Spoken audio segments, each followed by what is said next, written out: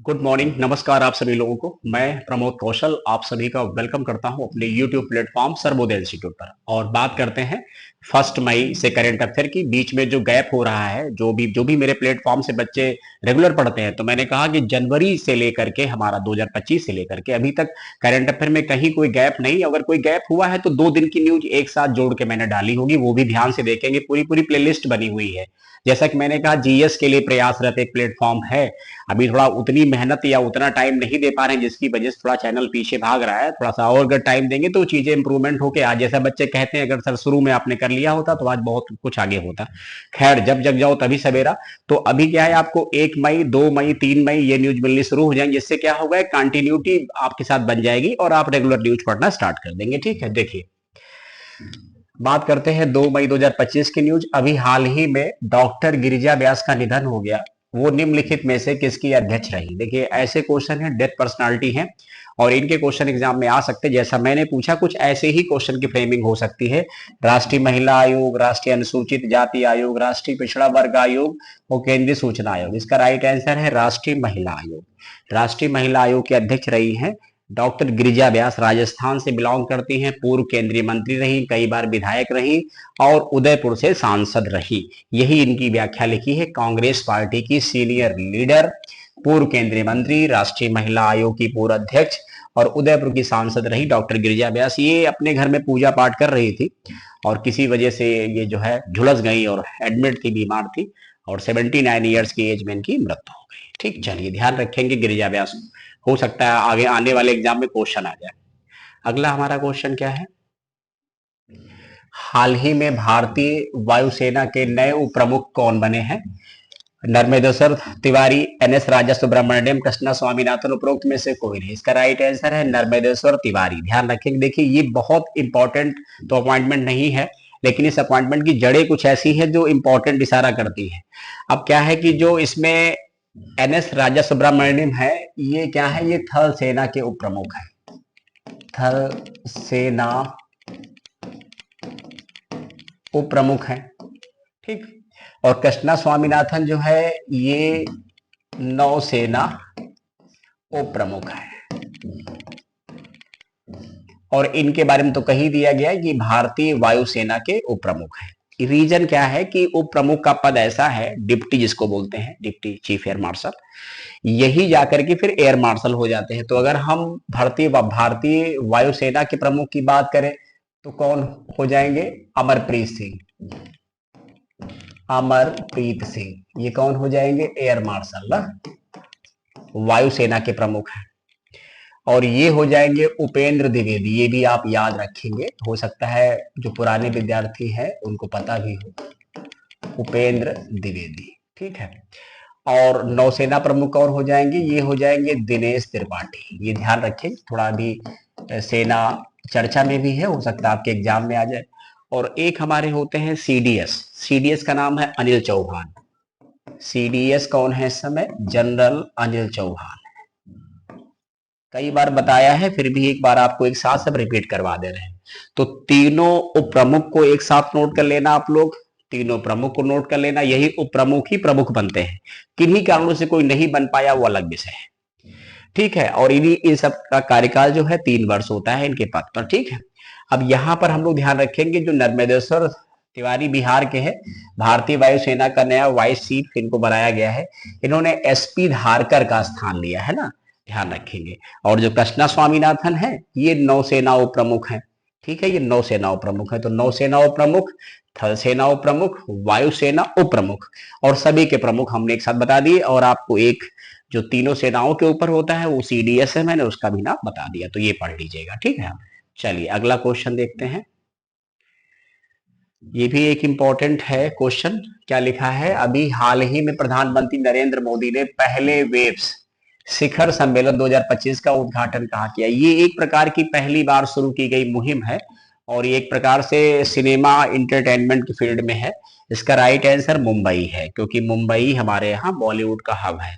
अब थोड़ी सी मैंने यहाँ व्याख्या दे दी है, ये पढ़ लेंगे तो आपके लिए ज्यादा बेहतर होगा। क्या व्याख्या है? Wave summit 2025। वेव्स का फुल फॉर्म है world audio visuals and entertainment summits.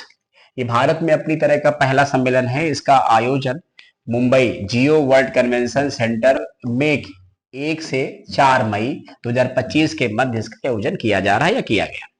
इसका आयोजन ministry of information and broadcasting ने किया। इसका उद्घाटन प्रधानमंत्री नरेंद्र मोदी ने 1 मई को किया और इसका जो थीम है वो है कलाटू कोट। ध्यान रखेंगे, कलाटू कोट। क्लियर बात हो गई ना। तो ध्यान रखेंगे पहली बार हुई है, first time wave summit Mumbai में। अच्छा, इसके अलावा हमारा अगला क्वेश्चन क्या है? अगला क्वेश्चन है, हाल ही में प्रोजेक्ट कुइपर के तहत ब्रॉडबैंड इंटरनेट सेवा के लिए 27 उपग्रहों का पहला बैच किसने लॉन्च किया है? इसमें सारी प्राइवेट कंपनियां हैं। अमेजॉन है, गूगल है, स्पेस एक्स है, नासा है। इसका राइट आंसर अमेजॉन है। और अमेजॉन के बारे में सभी लोग परिचित हैं। हमें लगता है अब तो अमेजॉन गांव गांव भी जाना स्टार्ट कर दिया होगा। जिस प्रकार से अमेजॉन की डिलीवरी होती है शहर में, तो ऐसा कोई है नहीं जो अमेजॉन कंपनी ना जानता है। ये कंपनी अमेरिका की है। ठीक है, पुलिस वगैरह के एग्जाम में कभी कभी क्वेश्चन पूछ लेते हैं कि इनमें से कौन सी ई कॉमर्स कंपनी है, ठीक है, इसका मुख्यालय कहाँ है या इसके फाउंडर कहाँ है, ये कंपनी कहाँ की। ऐसे क्वेश्चन आपको पुलिस के एग्जाम में डेफिनेट मिलेंगे आईटी वाईटी कंपनी ना।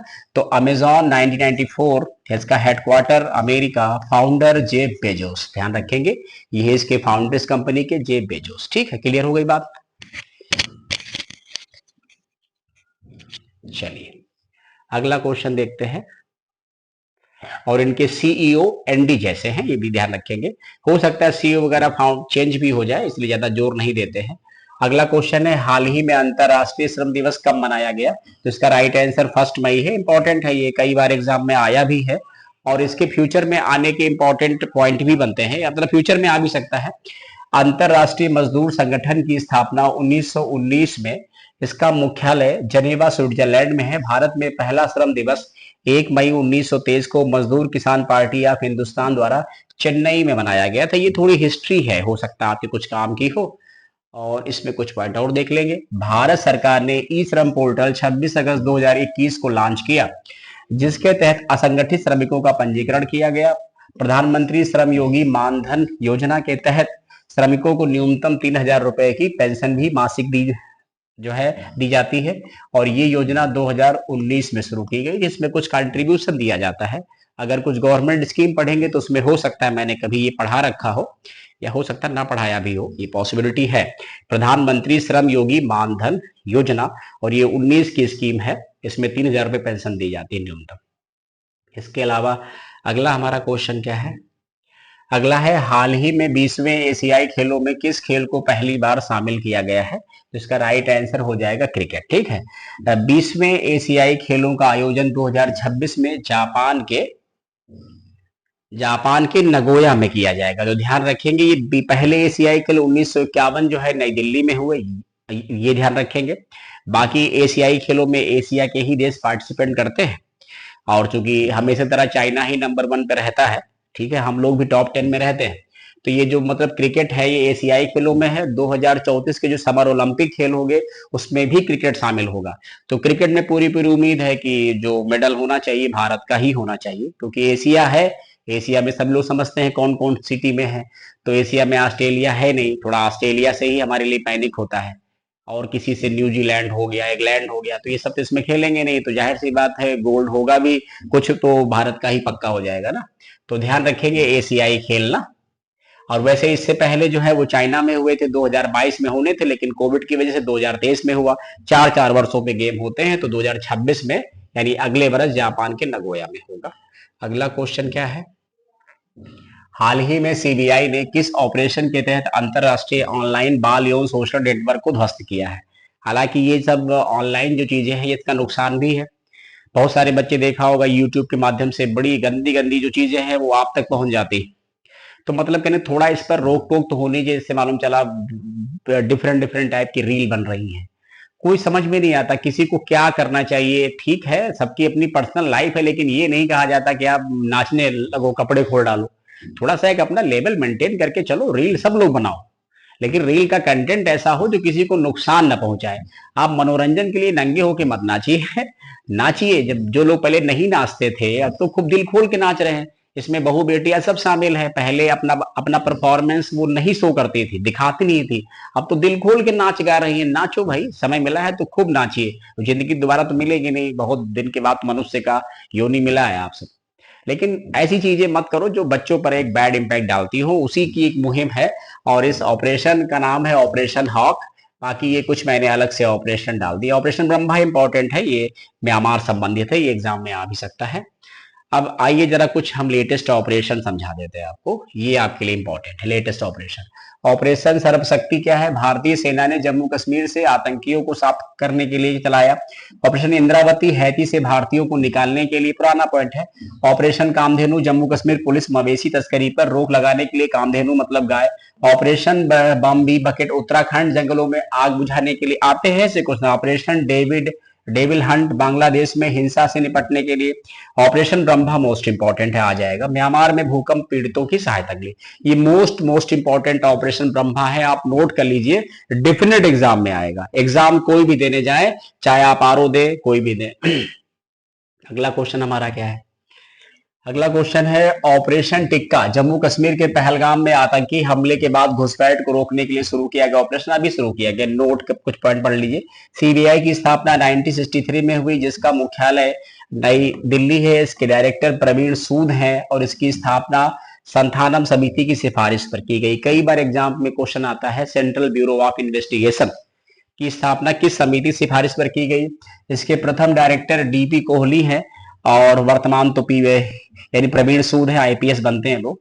गृह मंत्री अमित शाह ने सीबीआई के लिए एक पोर्टल को लॉन्च किया जिसका नाम भारत पोल है और ये क्वेश्चन एनडीए में आ चुका है। इसका नाम क्या है? इसका नाम है भारत पोल, ठीक है, भारत पोल है। और ये एनडीए के एग्जाम में डिफिनेट तौर पे आया है कि ये जो सीबीआई ने लॉन्च किया उसका नाम क्या है। सीबीआई में ड्रग नेटवर्क को समाप्त करने के लिए ऑपरेशन गरुण चलाया है। ये भी क्वेश्चन एग्जाम में आ सकता है या आया भी हो कि ऑपरेशन गरुड़ का संबंध किससे है या किस मैटर के लिए इसको स्टार्ट किया गया। अगला क्वेश्चन हमारा क्या है? अगला क्वेश्चन है, हाल ही में पहली एशियाई अंडर 15 अंडर 17 एशियाई मुक्केबाजी चैंपियनशिप 2025 कहां पर आयोजित की गई? इसका ऑप्शन है अम्मान, ठीक है, जॉर्डन के। ये प्रतियोगिता 17 अप्रैल से 1 मई 2025 के मध्य अम्मान के जॉर्डन में हुई। भारतीय मुक्केबाजों ने कुल 43 मेडल जीते, ठीक है। इसके अलावा कुछ इसकी व्याख्या और हम लोग देखेंगे तो क्लैरिटी आ जाएगी। अंडर 17 मतलब कहने क्या है कि ऐसे प्लेयर जिनकी एज 17 साल से नीचे है। अंडर 17 18 मेडल, जिनमें 4 स्वर्ण है, 3 रजत है, 11 कांस्य हैं, ठीक है, 18 हो जाएंगे, जोड़ लेंगे। अंडर 19 25 मेडल है, 11 स्वर्ण है, 3 रजत है, 11 कांस्य है। इसमें प्रथम स्थान पर कजाकिस्तान है, दूसरे स्थान पर उज्बेकिस्तान है, तीसरे पे भारत है, ठीक है, चौथे पे यूक्रेन है। एशियन बॉक्सिंग का मुख्यालय बैंकॉक थाईलैंड में है, ठीक है, ध्यान रखेंगे, क्वेश्चन पूछा गया है कि एशियन बॉक्सिंग का मुख्यालय थाईलैंड, ठीक है। अगला क्वेश्चन क्या है? हाल ही में चर्चा में रहा हाल ही में चर्चा में रहा प्रवाह पोर्टल का संबंध किससे है? तो इसका राइट आंसर आरबीआई है। आरबीआई हमारे यहाँ बैंकों की एक रेगुलेटरी बॉडी है, ठीक है, ये ध्यान रखेंगे। इसकी स्थापना 1 अप्रैल 1935 में हुई। पहले इसका मुख्यालय कोलकाता था, अब इसका मुख्यालय मुंबई है। इसके पहले गवर्नर सर ऑसबॉर्न स्मिथ हैं। वर्तमान गवर्नर 26वें नंबर के संजय मल्होत्रा जी, इनका कार्यकाल 3 वर्ष का होता है। आरबीआई में 4 डिप्टी गवर्नर भी होते हैं। लेटेस्ट डिप्टी गवर्नर जो बनाई गई उनका नाम पूनम गुप्ता है। मैंने करंट अफेयर में ऐसा पढ़ा रखा है, ठीक। बाकी सेबी जो है वो शेयर मार्केट कंट्रोलिंग बॉडी है। डीआरडीओ जो है डिफेंस के फील्ड में काम करती है रिसर्च में। सीबीआई तो समझते हैं, अभी हमने पढ़ा रखा था। आइए कुछ और बातें कर लेते हैं। आरबीआई ने सभी बैंकों, वित्तीय संस्थाओं और दूसरी रेगुलेटरी संस्थाओं को 1 मई से प्राधिकरण लाइसेंस अनुमोदन से जुड़ा कोई भी आवेदन जमा करने के लिए प्रवाह पोर्टल का उपयोग करने के लिए कहा है। प्रवाह का फुल फॉर्म क्या होता है? ठीक है, platform for regulatory applications validation and authorisation, right. ये प्रवाह है ऐप, ठीक है, किसके द्वारा शुरू किया गया? आरबीआई के द्वारा। ये पोर्टल किसने लॉन्च किया? इसके अलावा अगला क्वेश्चन क्या है? अगला क्वेश्चन है, हाल ही में एक्सियम स्पेस एक्स का सीईओ, चीफ एग्जीक्यूटिव ऑफिसर या मुख्य कार्यकारी अधिकारी, ध्यान रखेंगे किसी भी कंपनी में जो सीईओ होता है ये कारपोरेट फील्ड की सबसे बड़ी पोस्ट होती है, सीईओ। इसके बाद सीधे कंपनी का मालिक ही आता है। इसका राइट आंसर तेजपाल भाटिया है, ध्यान रखेंगे। और अगला क्वेश्चन हमारा क्या है? अगला क्वेश्चन है, ज्ञान पोस्ट योजना के तहत देश भर में सस्ती दरों पर शैक्षिक पुस्तकें पहुंचाने की सेवा किसके द्वारा शुरू की गई? ये मोस्ट इंपॉर्टेंट है और इसका फायदा भविष्य में हमको भी मिल सकता है। भाई मैं भी कभी कभी अपनी बुक्स या अपने मैटर को विद्यार्थियों तक भेजता हूँ। अभी तो मैंने बीच में ड्रॉप कर दिया, वरना मैंने कम से कम 400-500 सेट भेजे होंगे। जो विद्यार्थी हमसे जुड़ते हैं, पढ़ते हैं, तो उनको मटेरियल की नीड पड़ती है। और ज्यादा बेहतर होगा कि मार्केट में उल्टी पुल्टी किताब पढ़ने से अच्छा आप एनसीईआरटी पढ़ो। वो कम पैसे की आती है, शिक्षा ऐसी हो जो पैसा ज्यादा ना लगे और सही से ज्ञान भी मिल जाए आपको। तो इसका राइट आंसर इंडिया पोस्ट है। इंडिया पोस्ट की स्थापना 1 अक्टूबर 1854 में हुई। इसका मुख्यालय नई दिल्ली है। दुनिया का सबसे ऊंचा पोस्ट ऑफिस हिमाचल प्रदेश के हिक्किम में है, 4400 मीटर की ऊंचाई पर। विश्व में सबसे ज्यादा पोस्ट ऑफिस की संख्या भी भारत में ही है। अभी बैंकों से ज्यादा पोस्ट ऑफिस हैं, तो ध्यान रखेंगे। पोस्ट ऑफिस के बारे में अगर आप देखें तो post office government of India का ही पोस्टल डिपार्टमेंट है, जो भारत के हर कोने तक लोगों को ये इंफॉर्मेशन देता है। तो ये जो ज्ञान पोस्ट मतलब योजना है, जिसके इसमें क्या है कि आपको जो प्राइवेट बुक वगैरह हैं जो बल्क में जाती वो सब नहीं शामिल होंगी। इसमें एनसीईआरटी गवर्नमेंट चीजें जो छोटी छोटी, उसमें कम पैसे में आपको लोगों को एनसीईआरटी वगैरह या नॉर्मल बुकें पहुंचाने में बड़ी हेल्प मिलेगी ना। तो ये आपका जो है न्यूज हो गया। ये 2 मई की न्यूज है, जितनी महत्वपूर्ण थी उतनी मैंने करवा दी। और आप सब लोग पढ़िएगा, कमेंट करिएगा, बताइएगा सेशन कैसा लगता है, क्योंकि आपके कमेंट ही अगले को मोटिवेट करते हैं। तो हम सारे विद्यार्थियों से कहेंगे कि आपके पास अलर्ट मैसेज जाता होगा, इसका मतलब कोई वीडियो अपलोड करेंगे तो आपको जानकारी मिलती होगी। जरूर एक बार फिर से जुड़िए। Thank you so much.